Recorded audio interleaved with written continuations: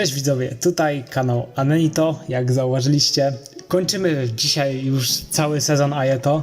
Ta część sezonu praktycznie nie różni się w porównaniu do tej, co omówiłem w trzeciej części, więc chyba już nie mam tutaj nic do powiedzenia.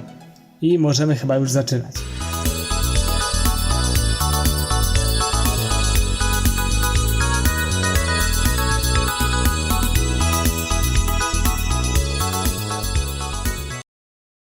Taśmie. No dobra, to załatwiłem drugą taśmę, to mogę jednak dłużej omówić ten odcinek.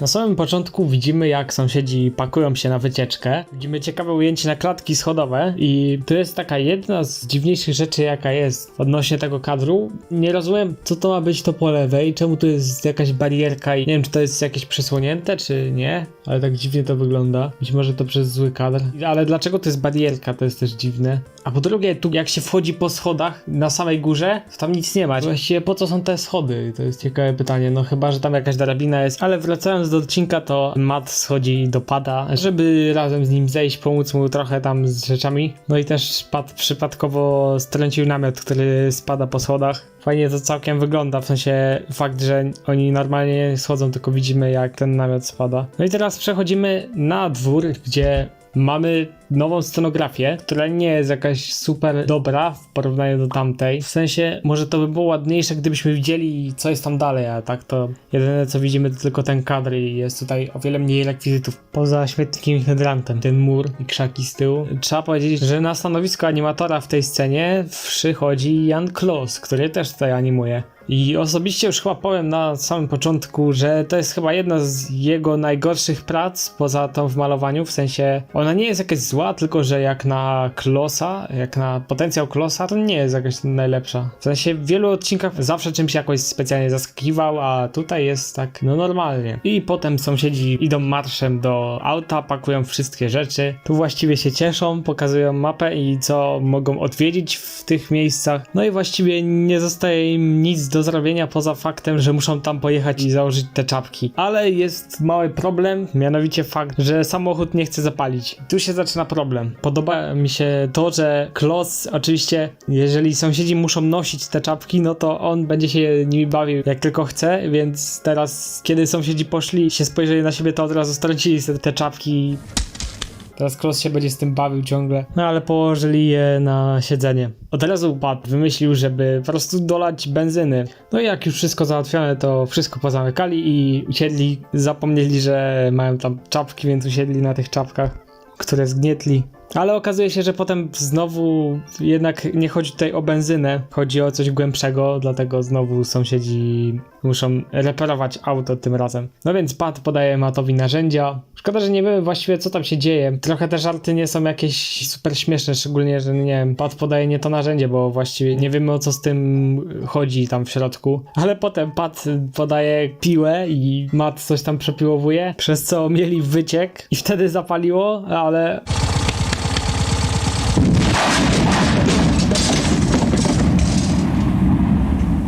I w tej scenie też podoba mi się fakt, że każda jedna rzecz, która była w aucie, została umieszczona na kadrze i to bardzo dobrze wygląda. I też druga rzecz, która mi się podoba, to fakt, że Matt nie zważa na fakt, że auto jest zniszczone, ma zakrytą czapkę i udaje, że kieruje. Co najlepsze, jeszcze podejrzał. Ta scena, nie wiem czemu, ale trochę przypomina mi scenę pakowania się z odcinka Przeprowadzka. No i tak właściwie prawdziwy odcinek się zaczyna w sumie teraz, bo Matt wpada na pomysł i biegnie. Tu się kończy ta scena, kończy się animacja w ogóle Klosa. Ale teraz wchodzimy do nowej sceny i mamy nowy pokój Pata, którego jeszcze nie mieliśmy okazji widzieć. Ale podoba mi się fakt, że tam jeszcze z tyłu jest stara tapeta, a tutaj ogólnie nie wiedzieć czemu tutaj wszystko jest takie jakieś różowe. No i w tym momencie Pat interweniuje. Po czym następuje pobieżna zmiana wystroju. No i ten napis chyba nie jest mylny, w sumie do końca odcinka tutaj będą jakby zmieniać wystrój i ich pomysły są tutaj całkiem kreatywne. Jednak wydaje mi się też to trochę powolne. Znaczy nie mogę też powiedzieć, że te pomysły nie były jakieś złe, one były dobre, ale w sumie sumie już nie było w tym odcinku za bardzo komedii, jest tylko jakby wykorzystywanie przedmiotów domowych do odwzorowania obrazka. Co ciekawe, mamy kolejną scenę z użyciem dłoni. Tutaj wydaje mi się, że to już robił Chocholin. Ciekawe, czy podłapał to od Klossa. Możliwe też, że to nie jest Chocholin, możliwe, że to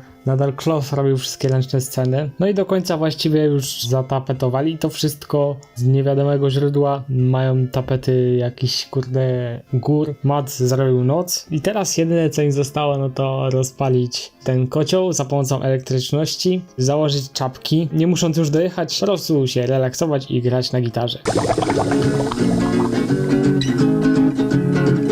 I teraz mogę przejść do podsumowania tego odcinka. Nie dałbym mu w sumie wyżej niż B. Jakby rozumiem koncept tego odcinka, ale po pierwsze odcinek zaczął się zdecydowanie za późno i myślę, że sceny, gdzie remontują jakieś rzeczy i biorą rekwizyty, mogłyby być wtedy śmieszniejsze, ciekawsze, bo samo majstrowanie przy tym aucie jest specjalnie wydłużane i trochę tam animacja Klossa coś tam ratuje i lubię koncept odcinka, że nie musisz nigdzie jechać, możesz zrobić przecież wakacje sobie w domu, ale też osobiście chciałbym nawet zobaczyć te miejsca, gdzie oni tam pojadą.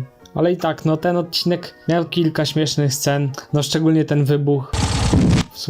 W sumie tylko ten wybuch był taki całkiem śmieszny, reszta nic nie miała ciekawego do siebie. Nie porównałbym tego odcinka jakoś tak nisko do takiej krzyżówki, no bo jednak tutaj było więcej tych pomysłów niż tylko jak ze 3 pomysły na odcinek. No i chyba myślę, że B to jest idealna ocena na wycieczkę. Jak na serial jest ok, jak na je to jest mech, to teraz chyba możemy przechodzić do dość ciekawego odcinka. Przepraszam, coś czytali? A tym dość ciekawym odcinkiem jest odcinek Winiarze.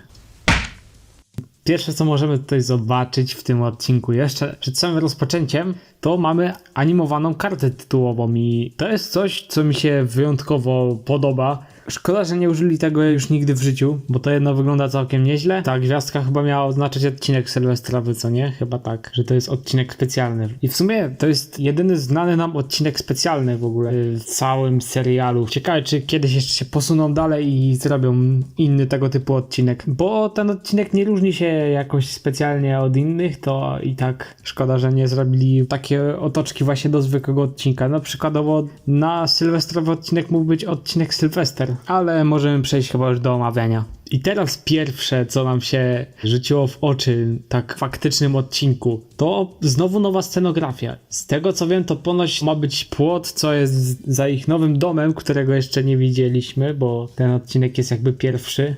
Ale ogólnie ciekawą perspektywę możemy tutaj zobaczyć. No ale oczywiście jest taka bardzo minimalistyczna i nie mogę tutaj nic powiedzieć o tym. To nie to samo, co tamta stara z 82. Ciekawe też mają tu system obrony, czyli po prostu brama, co tylko się otwiera po drugiej stronie i dlatego musi matpata podsadzać tam. A to, co chronią, to są winogrona, plantacja winogron. Sama też scenografia w środku nie jest niczym specjalnym. W starych odcinkach Sąsiadów często dodają jakieś nowe scenografie, ale pod koniec sezonu często jest taka wada, że po prostu jest mało obiektów i też nie mam co powiedzieć o tym. Jest po prostu winogrona, a tak to jest wszystko płaskie i jest płot. Akcja odcinka się w sumie zaczyna, oczywiście najpierw typowym cięciem, ale od razu Matt robi tutaj konstrukcję, bo Matt zrobił szybką obcinarkę napędzaną samochodem. Tu jest też jedna z rzeczy w ogóle, co jest lepsza w tym czerwonym samochodzie od tego zielonego, a mianowicie na przykład z tego można ewidentnie zrobić wiele mechanizmów i trochę mi brakuje tego od Sewracji do Kuti. Jakby tam też były odcinki z samochodem, ale często się właśnie skupiały na samochodzie samym jako samochód, albo po prostu go używali jako transportu i to tyle. No i Matt chce dokonać zamachu na Pata. Ale teraz Pat zaczął się męczyć, więc próbuje stworzyć własny mechanizm i ten jest jeszcze większy. Właściwie po zbudowaniu tego mechanizmu samochód Mata już się stał bezużyteczny. Na oko widać podział scenarzystów. Chociaż technicznie ta maszyna nic nie zmienia, wciąż sąsiedzi mieli problemy. Się nie wyrabiali w czasie, bo maszyna ich obydwóch przeganiała. I poza tym mamy tą scenę. Ale udało im się szybko to usprawnić. Teraz już wyciskarkę zrobili automatyczną i wystarczało tylko napełniać słoje. I co to są za ustrojstwa tutaj takie ciekawe? No i jednak znowu zabrakło im czasu. Maszyna była szybsza, dolewała szybciej niż pad zanosił. No i wpadli na pomysł kolejny i mamy tą scenę. Ale i to zrobili automatycznie. Już wnieśli takie ciekawe ustrojstwa i się ogólnie to wino całkowicie rozcieńczyło. No co więcej, udało im się to nalać. Mieli już wino takie mega rozcieńczone. Do próbówek se jakiś nalali. Mechanizm już był ukończony, wszystko zautomatyzowane. No i zrobili Ajeto i mamy jedną z moich ulubionych scen w ogóle z całego Ajeto, czyli po prostu jak się najebali. Właściwie ten odcinek praktycznie powstał tylko dla tej sceny.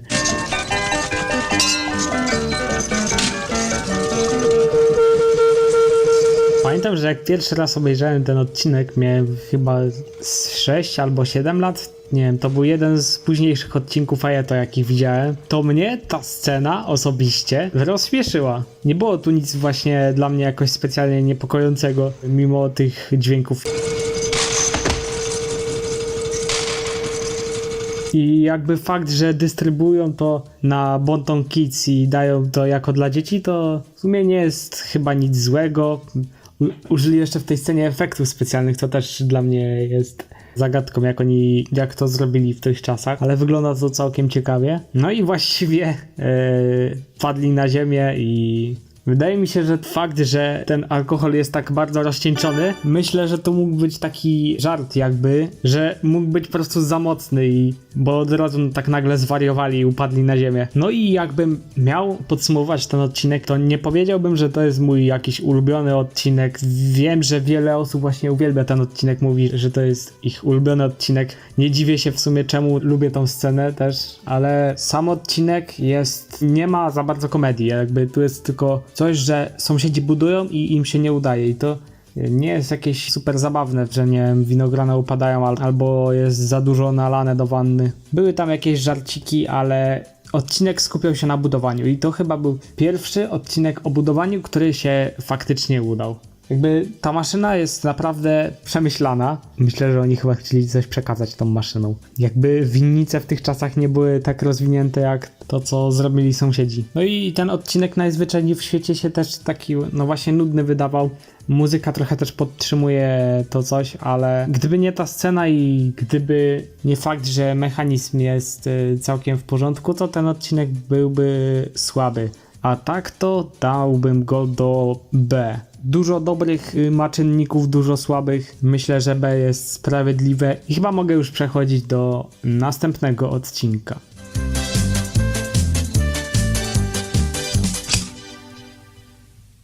Odcinek Łyżwiarze.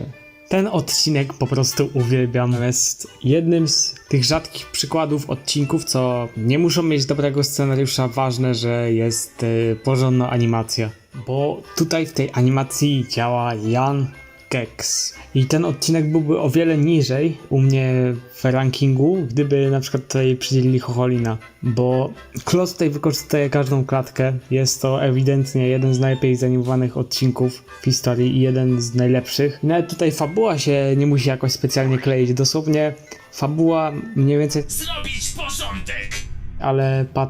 ale Matt się wygłupia i głównie skupiamy się na tym, że się Matt wygłupia niż na głównym celu, czyli po prostu zrobienie porządków. W dodatku sam odcinek ma kreatywne pomysły. I jak już widzisz jakiś odcinek, gdzie poboczna rzecz już jest na tyle kreatywna, że na przykład sąsiedzi robią pranie w betoniarce, to ten odcinek już definitywnie musi być najlepszy. I tu jest też kolejna rzecz, która mi się podoba bardzo w tym odcinku, czyli po prostu podział roli sąsiadów. To jest jeden z odcinków chyba najbardziej, gdzie sąsiedzi są charakternie podzieleni. I Pat odgrywa rolę takiego szefa, co mu tam daje jakieś polecenia.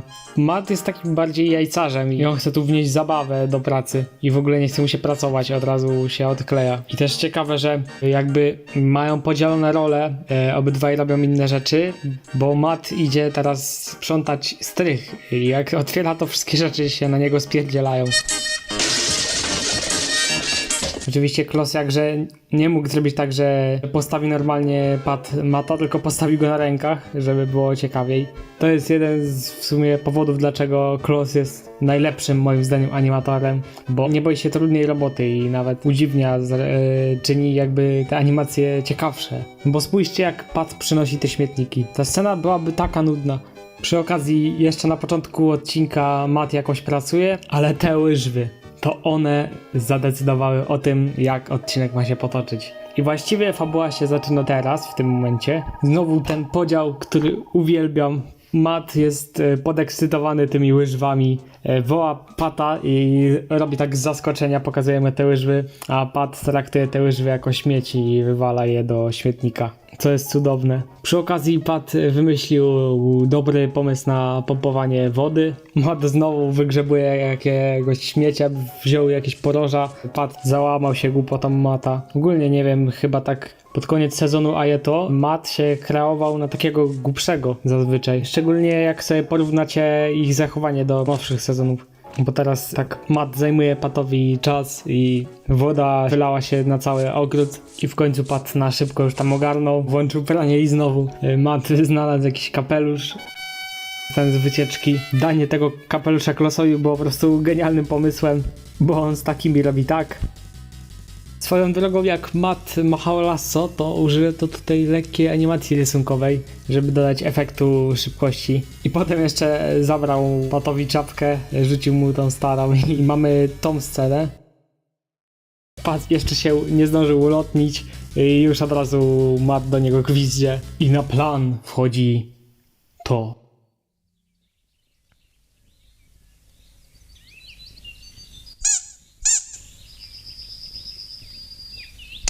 Tutaj komedia tej sceny jest po prostu podniesiona do maksimum. Jeszcze Mat potem rzucił kaczką w Pata. Ogólnie ciekawa sprawa, bo żeby ta scena lepiej wyglądała, to jeszcze użyto takiej żółtej kubki, co ma na berecie na kilka klatek. No i jeszcze małe kaczka do wody, co wpadła. No i tutaj akcja lekko się popchnęła do przodu, bo Mat znalazł drugą łyżwę, myśli i złamał czwartą ścianę. Pat jest w maksymalnej formie geniusza, znowu zrobił drugi genialny wynalazek.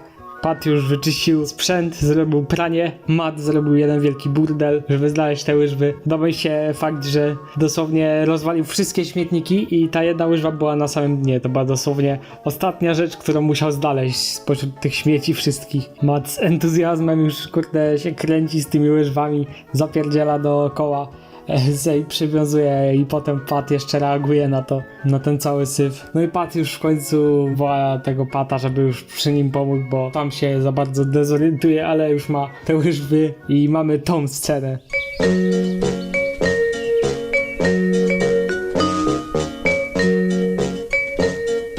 Kocham, że w ogóle spowolni utwór tylko dlatego, żeby to wszystko do rytmu pasowało i wyszło świetnie.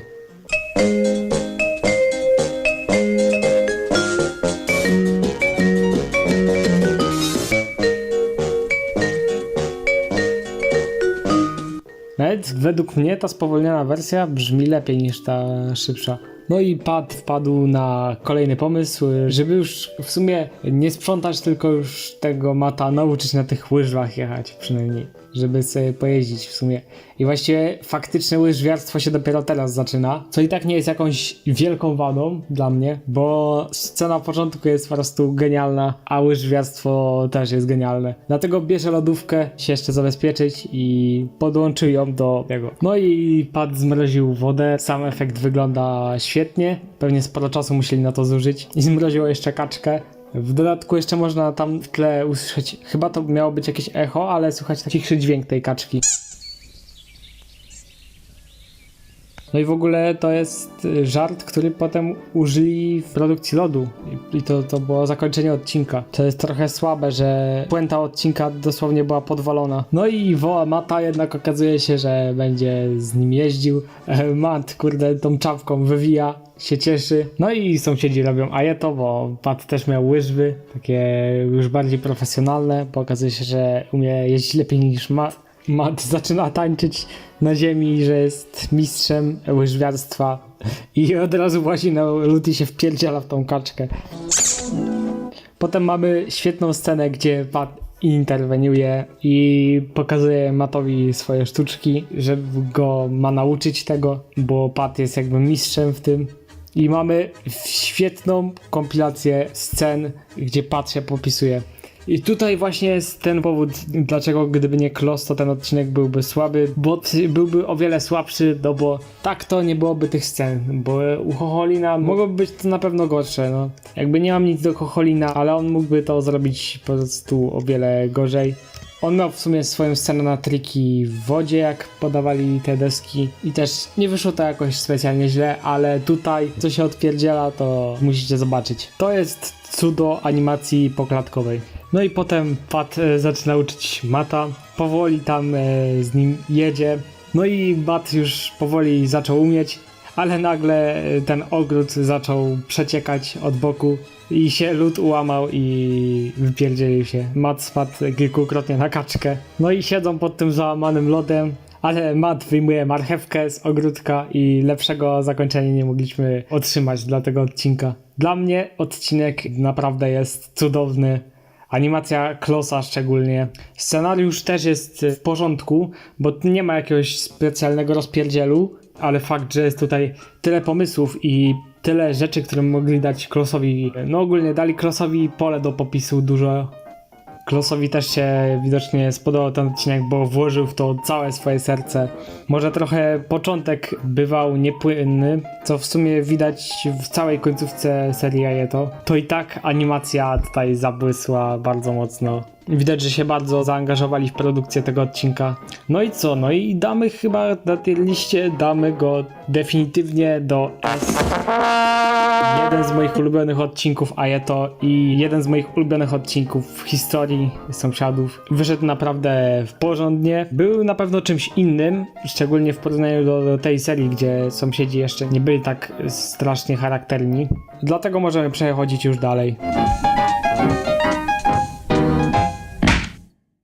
Odcinek fortepian.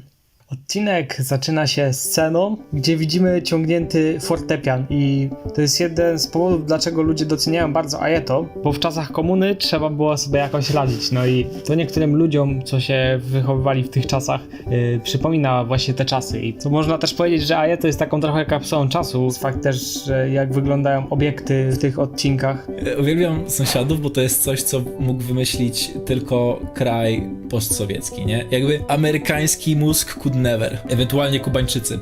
No i też ciekawą rzeczą jest, że mamy nową scenografię i osobiście to jest ulubiony dom z całej serii Aieto. Trzeba powiedzieć, że ta scenografia jest cudowna i szkoda, że nie było więcej odcinków, które działy się przykładowo tutaj na tym podwórku. Szczególnie w tej scenografii podoba mi się fakt, że jest tutaj fontanna, która ma złotego mata. Ona już była użyta w filmie, który się nazywał bodajże Króli Krasnoludek, coś takiego. Nie pamiętam czeskiej nazwy.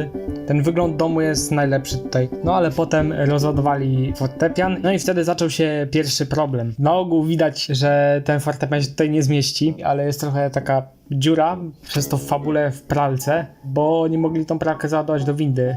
No ale pewnie jej jeszcze nie mieli, no i potem sąsiedzi próbowali w pionie, próbowali też w poziomie, próbowali też rozebrać to pianino. Podoba mi się w ogóle ta interakcja z sąsiadami.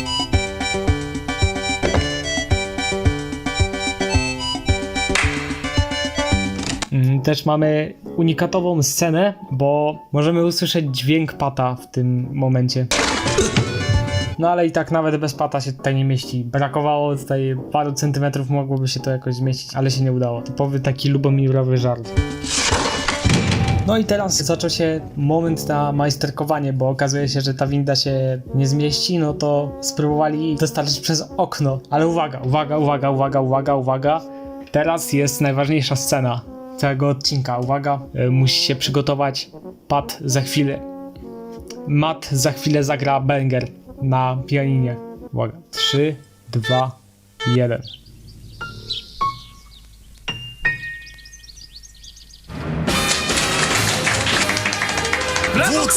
Nie wiem jak wy, ale oni nawet nie musieliby dostarczać tego pianina na górze. Matt tutaj świetnie radzi grając na zewnątrz. Tutaj jest trochę rzecz, która mi się nie podoba za bardzo, Chociaż właściwie czuję do tego neutralność, bo to nie jest tak, że to za bardzo hejtuję, ale jakby użyli tego samego wynalazku. Ale tutaj chyba miało to nawet fajniejsze zastosowanie niż w wodzie, ale potem okazuje się, że i tak pad nie sięgnie wtedy. No więc idzie po miotłę i zamiast złapać fortepian, to ten fortepian jego złapał, co było nawet ciekawą sceną. No ale Matt go potem musiał ratować, ściągając go, jednocześnie go strasząc. Taka trochę zemsta za wcześniejsze. Lubię trochę też nawiązanie do starszych odcinków, bo Matt w bagażniku ma krzesła z śniadania trawia i gitarę z wycieczki. Potem mamy kolejną dobrą sekwencję, jak sąsiedzi się kłócą. Trochę mi to przypomina scenę z garażu i odszedł jeszcze z tym smutkiem. Dobrze zanimowane jak na pracach Ocholina. Potem Pat podniósł fortepian razem z Mattem, żeby mógł dosięgnąć do okna. I Matt zaczął coś kombinować, ale utknął. I teraz się kurde na koniuszkach wszystkiego trzyma od śmierci. I Pat leci z pomocą. Potem jest całkiem ciekawa scena, bo winda nie chciała mu działać akurat wtedy, kiedy poszedł do Matta. To akurat myślę, że po scenie w drzwiach, kiedy Pat miał otrzeć się o śmierć, to jest chyba druga najlepsza mroczna scena w całej serii. Potem Pat mu już pomógł, wziął miotłę, no i potem razem polecieli na tą ścianę, usiedli. Ogólnie fajny kadr wtedy tam był na fortepian. W ogóle komplementowałem ten dom sąsiadów na zewnątrz, ale wadą tego domu jest to, że wewnątrz jest brzydszy, tak według mnie. Możemy zacząć od tego, że ogólnie światło jest tutaj jakieś strasznie ciemne. Rekwizytów jest o wiele mniej niż w starszych odcinkach. No i osobiście chyba wolałbym te z pierwszych odcinków. No ale potem zrobili podłogę na ten fortepian, co było całkiem ciekawym pomysłem, co pamiętam, że rozwaliła mnie scena, że zrobili już tą podłogę, zrobili te mechanizmy, a fortepian znowu się nie zmieścił im. No ale potem jednak okazuje się, że jak zdjęli te już wszystkie nogi, no to już tam wygodniej się na pewno mieściło, ale kurde, znowu ten fortepian niszczył konstrukcję i przez to Pat naraził się prawie na samobójstwo, ale konstrukcja już kurde koniuszkiem jakoś to podtrzymuje. Potem była scena, która dobrze wyszła, czyli Matt chce próbować skromnie przebić tą deskę tym młoteczkiem małym, ale Pat kurde od razu włazi z tym młotem wielkim, wali w tą ramę, fortepian zaczyna spadać i się rozpierdzielił. Potem jest dobre budowanie napięcia. Nie wiadomo, co się stało z tym fortepianem, bo nie ma na niego kadru. No i o dziwo, fortepian przetrwał. Ale czy na pewno? No właśnie nie przetrwał, bo potem Pat wymyślił, żeby zbudować dźwig w domu. Co prawda ręczny, ale praktyczniejszy. A kurde, okazuje się, że rama zaczęła wychodzić, to się wszystko rozpadło wtedy. No i właściwie wzięli se nogi, wzięli ramę. No i można w sumie grać za pomocą łyżek. Nic nie przebije tamtego bangera, co tam grał Matt na początku, ale ten utwór jest po prostu cudowny. Jedno z najlepszych zakończeń w całym serialu. No i ogólnie ten odcinek naprawdę jest dobry do oglądania. Możliwe, że miał trochę jakichś zawahań z tempem, ale nie jakieś spore. Animacja Chocholina jest tutaj całkiem porządna, jak na jego pracę. A sam pomysł z fortepianem w ogóle dostarczany przez okno jest takie bardzo klasyczne i ajetowe, tak powiem w sumie. Ale ten odcinek naprawdę porządnie się ogląda. Może sprawiać takie wrażenie trochę takiego pustego jak na ajeto odcinka i ja bym go na tier liście dałbym go do A. Były o wiele lepsze, ale tu się działo też kilka dobrych rzeczy. Te aspekty, co mówiłem, są całkiem trafne i myślę, że możemy przechodzić do następnego odcinka.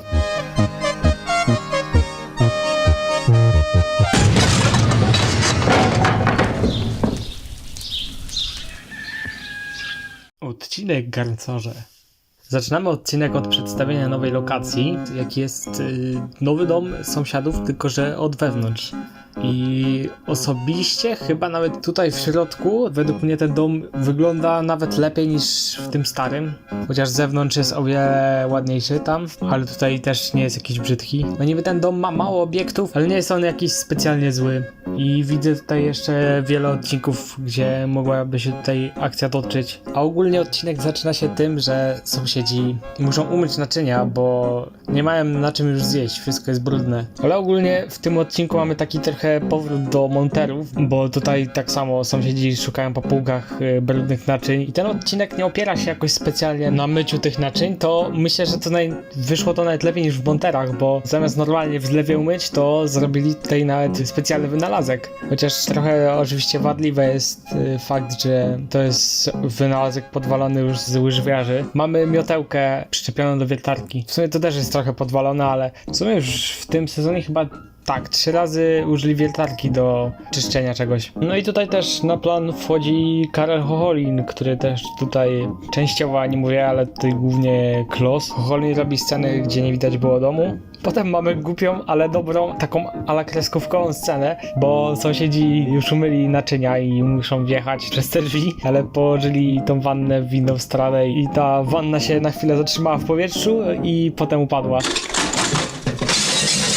No ale teraz się w sumie zaczyna odcinek konkretnie, bo zniszczyli sobie te wszystkie talerze. Ale potem szybko wpadł na pomysł, żeby wykopać glinę. Oczywiście świetna animacja Klosa, wszystko jest tu entuzjastyczne i ta scena nie jest tak nudna, jak mogłoby się wydawać, bo się coś dzieje, jest energia. No i teraz Pat chce ulepić garnek. Wyszedł o wiele inaczej niż tamten. No i jeszcze się w dodatku rozpadł. No ale potem Pat postanowił rozwinąć produkcję.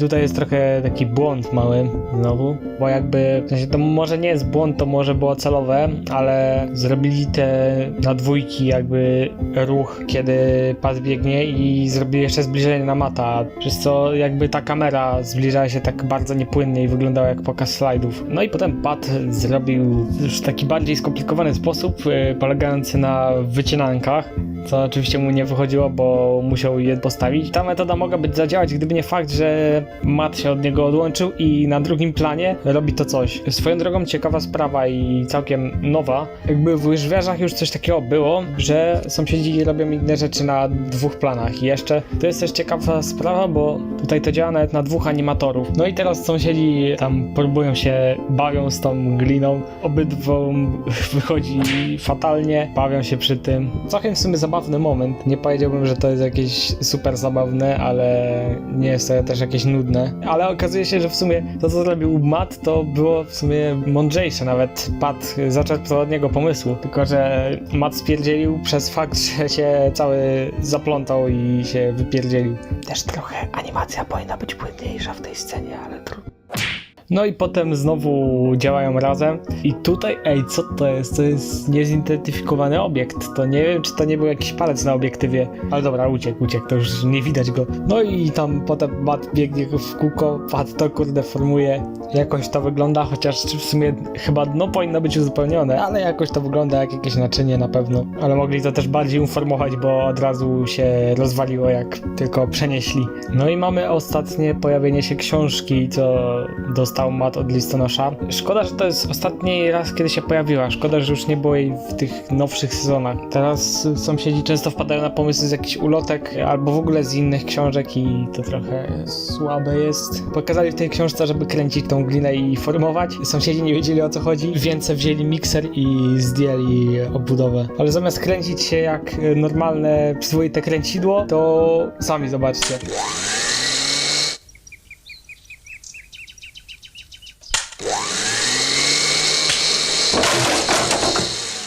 No i technicznie ulepili garnek na łbie Mata. Trochę szkoda, że nie pokazali, jak się ten garnek uformował. To mogło być bardzo ciekawe takie odbicie głowy Mata w tym garnku. Ale potem znowu klasyczna scena, gdzie Pat się boi, że Matt mu przywali, a tak naprawdę wali gliną o ziemię i idzie dalej. Matt próbuje za pomocą ludzkiego napędu uformować garnki.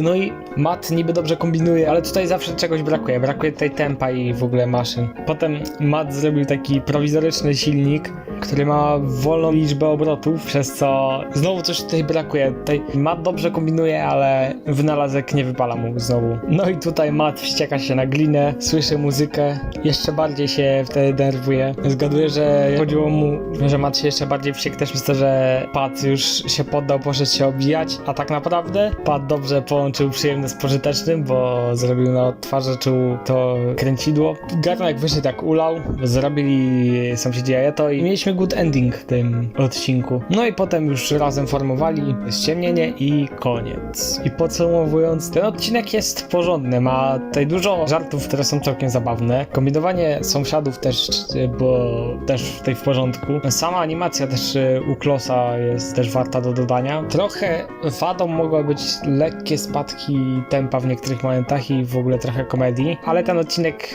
nie jest czymś złym. Myślę chyba, że zasługuje na A. To nie jest jakieś arcydzieło, ale nie jest czymś specjalnie złym. Naprawdę, no jak to obejrzysz, to się będziesz dobrze bawić. No to teraz przechodzimy do odcinka 28. Odcinek po... Nie będę już katował tego żartu miliard razy. Odcinek Usterka. Odcinek ten zawsze mi się wydawał taki odstający od całej serii. Na samym początku odcinka widzimy to, że Pat ogląda transmisję meczu i co najdziwniejsze to, że pomylili w ogóle domy i Pat mieszka na górze, a Matt na dole. To jest trochę słabe, ale w tym odcinku chcieli przedstawić Pata jako tą osobę, co się tak bardzo ekscytuje meczem. I fakt, że mu nawet telewizja zaczęła się zawieszać, to nagle ruszył do tego telewizora, skoczyła mu czapka jeszcze. Nie mógł sobie poradzić, dlatego szybko wołał Mata, wybijając dźwięk SOS w alfabecie Morsa. Matt se leży w ogóle w mieszkaniu Pata i przychodzi z pomocą. Swoją drogą bardzo lubię przydzielenie Klossa do tego odcinka, bo chyba ze wszystkich odcinków, które animował Kloss, to chyba Usterka, już powiem, to był ten najgorszy odcinek, ale podoba mi się to aktorstwo tutaj, szczególnie jak Pat się ekscytuje tą transmisją. Potem Matt wchodzi na dach, chce poprawić antenę, która jest ewidentnie przekrzywiona. Swoją drogą widzimy dach w końcu z tej perspektywy. Swoją drogą w tym momencie, jak przykładowo Matt poprawia antenę, bardzo przydałaby się tutaj dodać muzykę i w ogóle do tego odcinka. Jedyne co tutaj bardziej słyszymy to dźwięk telewizora, a jedyna muzyka jaka jest dopiero leci później, to bardzo krótko, przez co to trochę takie usypiające jest. Ale Matt się już ścieka na tą antenę, wyrywa ją całą i trzeba zorganizować nową. Patrzę w ogóle jakąś chustę założył na łeb, łazi se dookoła, wścieka się na tą telewizję.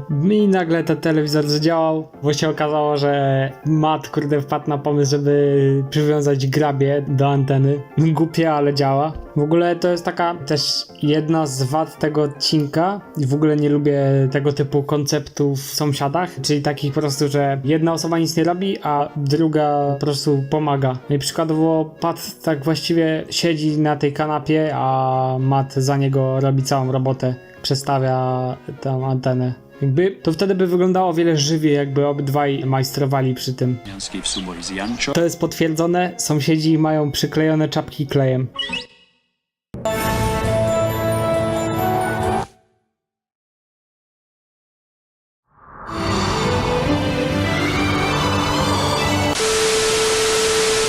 Potem była całkiem zabawna scena, czyli jak Matt opuszczał pokój, to idealnie ta telewizja się zawieszała wtedy i zaczął pukać i to nic się naprawiało. Uroki starej telewizji. Ale potem Pat już się wściekł, zaczął napierdzielać ten telewizor, walił coraz mocniej i rozwalił cały telewizor. I w końcu mamy piosenkę, w sensie muzykę na kilka sekund. Mamy też podczas tej sceny ostatni raz jak widzimy ręce animatora, bo Matt teraz naprawia telewizor, Pat cierpi katusze przez to, co tam słyszy, jakieś wiertarki.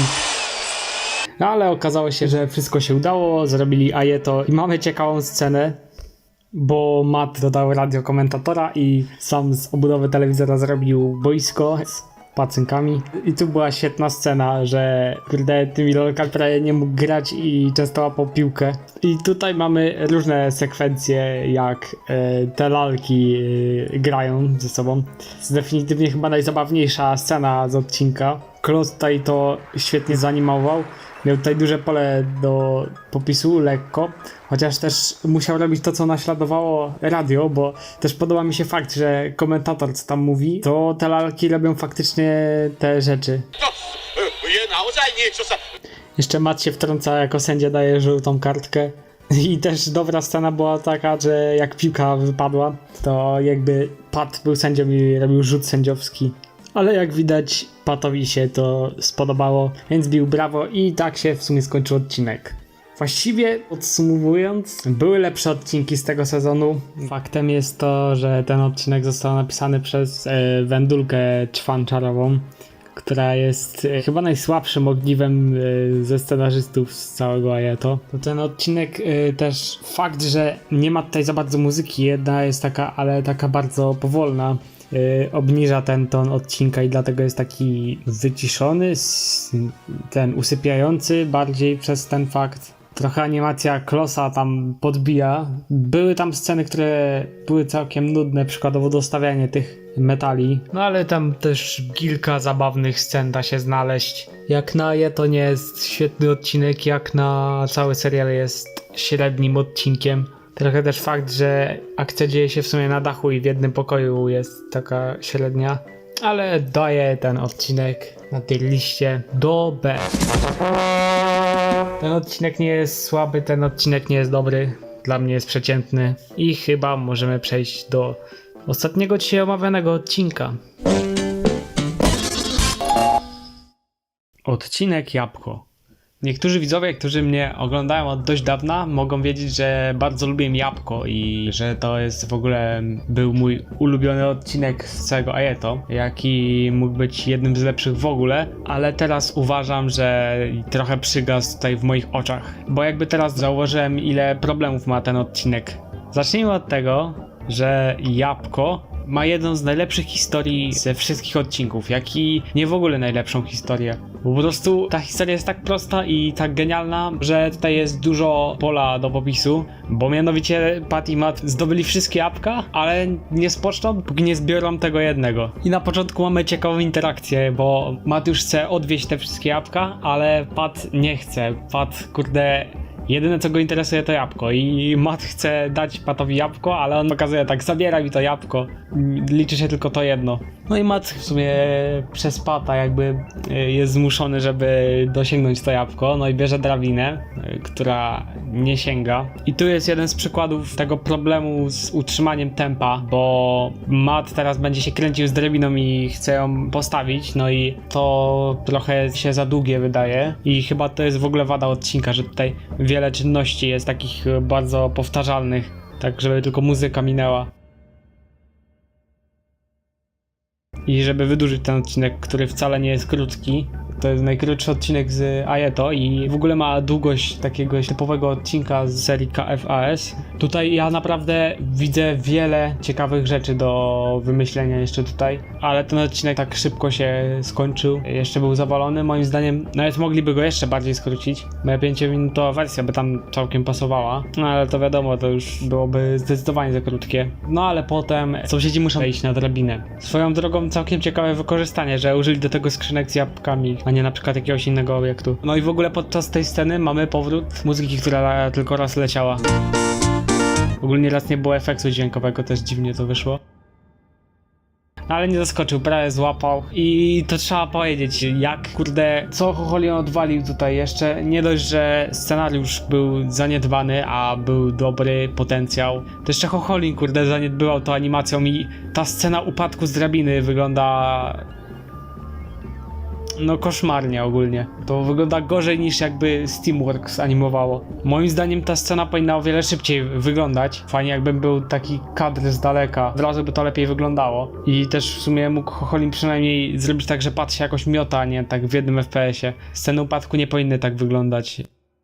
Jeszcze fakt, że nie pokazali jak Pat zderza się z tymi skrzynkami, tylko pokazali na Mata, który zakrywa oczy. To jest jeszcze dobicie do tej animacji, bo to jest jedna z najgorszych rzeczy, jaką mogą zrobić w sąsiadach, a to się całkiem często dzieje, szczególnie przy tych scenach, to ciężko jest animować. No ale kurde, sąsiedzi to jest slapstickowa bajka i tutaj powinni przyłożyć wszystko do tej sceny, chociaż oczywiście wiadomo, te późniejsze odcinki to musiały być na szybko robione. No ale mogli to jakoś zrobić lepiej. Już nawet jakby kurde do jakiegoś sznureczka go przywiązali i tak by opuszczali z każdą klatką, żeby to płynniej wyglądało od razu. Podoba mi się to wszystkie zniszczenie, jak to wszystko z detalami zrobili. Potem Pat wpada na pomysł, żeby przejść przez dach. I tutaj załącza się Young Los, który nie jest tutaj w kredytach nawet pokazany. Zgaduję, że przez to, że był to krótki czas pracy i nawet nie chciał się dać. I też mam taką teorię, że tą jedną scenę, którą maniło Klos, wydaje mi się, że to jest jedyna scena, którą mógł napisać tutaj Lubomir Benesz i chciał se Klosa jakby przydzielić. No, ogólnie ta scena wygląda bardzo jakby to Lubomir pisał, no ale oczywiście tego nie wiemy. No i mamy w sumie podobną scenę do tej z drabiną, tylko tutaj postawili deskę na dachu. Podoba mi się to, że postawili sobie stołek, żeby ta deska się trzymała. Całkiem to jest kreatywne. No i o wiele lepiej wyszła ta scena skoku niż tam. Chociaż znowu mi przeszkadza fakt, że nie było kadru na grunt, jak zjeżdżali.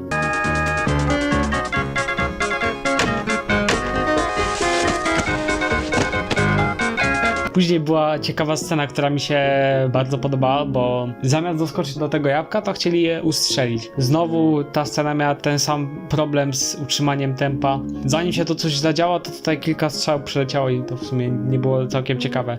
Też animacja strzał nie wygląda jakoś tutaj za dobrze. No, ale przynajmniej jakoś to wyszło, chociaż można było dostrzec strzałę. Ale i tak można było to lepiej zrobić. Podoba mi się fakt, że nie trafili w jabłko, tylko w ul, który wygląda jak ewidentnie zbudowany na bloku wschodnim, czyli sterta cegieł, na której jest deska i na której jest ten ul. No i te pszczoły zaczynają ich gonić, oni wieją do domu. Później właśnie na podstawie tego jednego żartu zrobili cały odcinek i ogólnie tutaj jest całkiem ciekawy wygląd pszczół, bo są po prostu narysowane kropki jakieś, takie kleksy mógłbym powiedzieć, narysowane i zanimowane. Chyba nie jestem pewien, ale chyba to jest pierwszy raz, kiedy użyto animacji rysunkowej w Sąsiadach w ogóle. Na pewno te pszczoły wyglądają lepiej niż w Nas bawi, bo tam to były jakieś kropki dziwne 3D. No i potem wychodzą, myślą, że jest bezpiecznie, a te pszczoły znowu wracają. I ogólnie świetny jest też ten detal, że te pszczoły robią cień w tym domu. Naprawdę podoba mi się to. Podoba mi się ten wkład do detali w Sąsiadach. No ale potem sobie wzięli te na pszczoły czepki. Podoba mi się to, że jak wyszli, to już tych pszczół i tak nie było. Potem zrobili jeszcze kreatywniejszy żart, czyli na desce od prasowania i tego czegoś.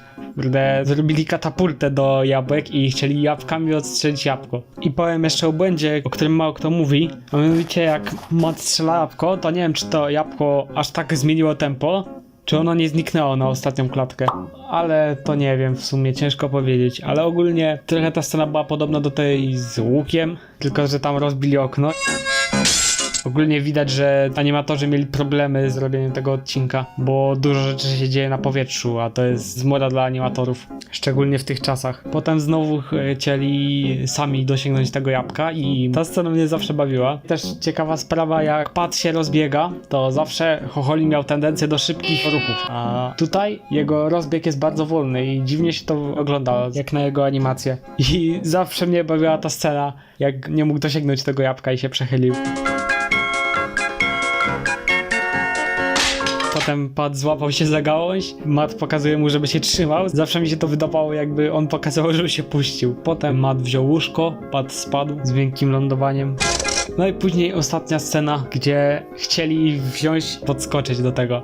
I ta scena zawsze mnie bawiła, że kurde, nie mogą tego jabłka dosięgnąć, tak coraz bliżej, coraz bliżej. Później Matt jeszcze będzie chciał chwycić to jabłko, ale nie mógł i znowu nie może Pat chwycić, ale Matt chwycił. Fajnie to wyszło całkiem. Potem się rozbili z całym łóżkiem. No i potem biorą jabłko, łóżko całe zniszczyli, ale za to mają jabłko, robią ajeto. Oczywiście scena była usunięta, ale niektóre mastery posiadały tę scenę, więc według oryginalnego robią ajeto. No i się cieszą z tego jabłka. Podsumowując ten odcinek, to ostatnio się trochę rozczarowałem oglądając ten odcinek, szczególnie przez fakt, jak bardzo on jest porzucony i jak w ogóle bardzo na siłę był robiony, bo miał jedną z najlepszych historii, ale zmarnowali potencjał. No i trochę podobna historia była z odcinkiem Latająca maszyna, to tam chcieli próbować wielu nowych rzeczy i naprawdę początek rewelacyjnie wyszedł, odcinek wyglądał naprawdę dobrze, ale znowu potem końcówka, coś się popsuło i nie było słychać śmiechów na sali. bo pod koniec się zrobiło już nudniej, co nie zmienia faktu, że były takie bardzo zaniedbane, bo naprawdę obydwa miały dobre pole do popisu. Jeszcze latająca maszyna mnie może nie dziwi, bo ten odcinek powstał w erze hiperprodukcji, tak. Jabłko jest naprawdę zrobione,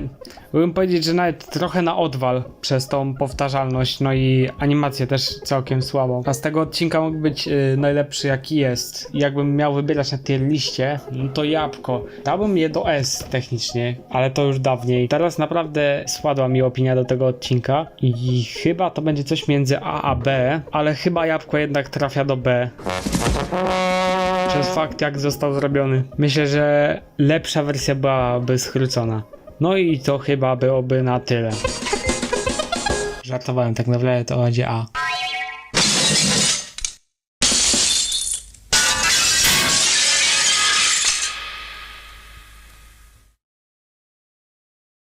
Dobra, nie wiem co tu się stało, ale najwyraźniej wszystkie tier listy uległy zniszczeniu. Ale jeszcze nie odchodźcie, bo mam tutaj bonus. Ale zanim to zrobimy, jeszcze musimy zrobić małe sortowanie, bo od ostatniej recenzji minęło jakieś 1,5 roku i lekko się moje opinie zmieniły. No i teraz powiem, co tutaj pozmieniałem. Osobiście myślę, że monterów na pewno potraktowałem trochę za surowo.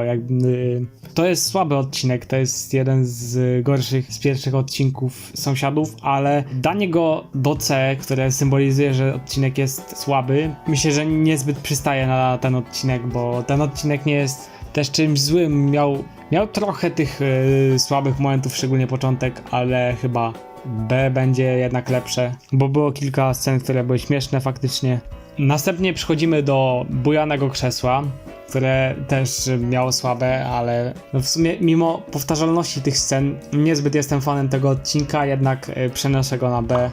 Ta końcowa scena uratowała trochę ten odcinek. Potem jest obraz, który dałem do A, no ale osobiście ten odcinek nie jest czymś wielkim. Scena wieszania obrazu przez 8 minut jest trochę wolna, powtarzanie gagów też nie jest czymś super. Próbowali coś tam uratować, ale nie wyszło to jakoś super świetnie, daję to do B.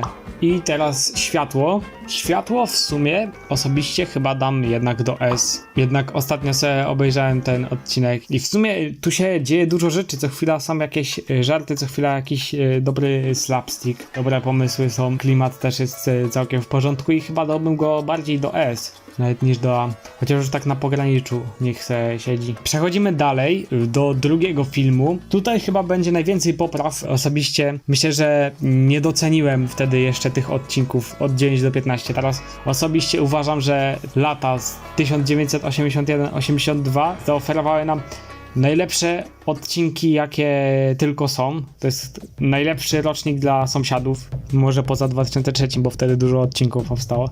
No ale ten był na pewno bardzo jakościowy. I na początku przedstawiałem gramofon na S, dużo slapsticku, bardzo dużo rozpierdziel domu ogólnie. Wodę i ogród przedstawiam scena B.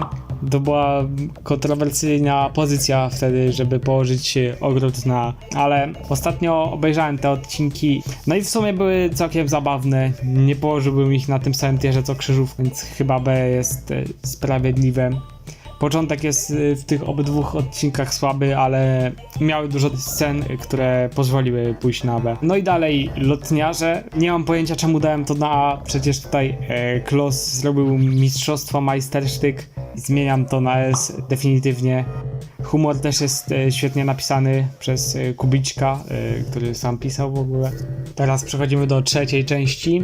Tutaj minęło zaledwie z pół roku od kiedy wrzuciłem tą część, więc tu się mało zmienia. Tylko śniadanie na trawie w sumie podwyższam do B. Scenariusz trochę jest rozpierdziel, ale jest tutaj wystarczająco dużo zabawnych momentów. Dosłownie śniadanie na trawie to jest połowa super zabawnych momentów i połowa super nudnych momentów, dlatego dla balansu kładę to na środku. I skoro już wszystko jest poukładane, jak jest po mojej myśli, to możemy przechodzić do rankingu poszczególnych odcinków. Będę czytał po prostu nazwy odcinków i najgorszy odcinek Ajeto to jest Krzyżówka.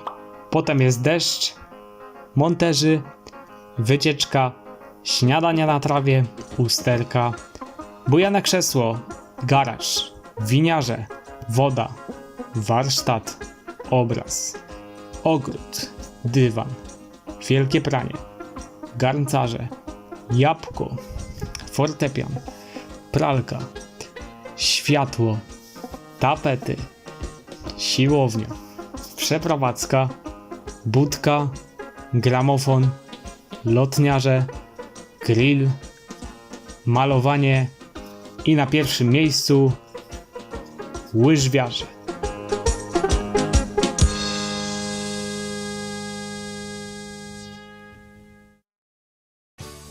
No i to by było na tyle. Dzięki wszystkim, że dotrwaliście do tego momentu. Gwoli ścisłości, jeżeli się pytacie, czy kończę tą serię, to nie przystanę na tym Ajeto. Omówię każdy odcinek, jaki będzie. Zapraszam was do dyskusji też w komentarzach. Ja byłem Anenito i cześć!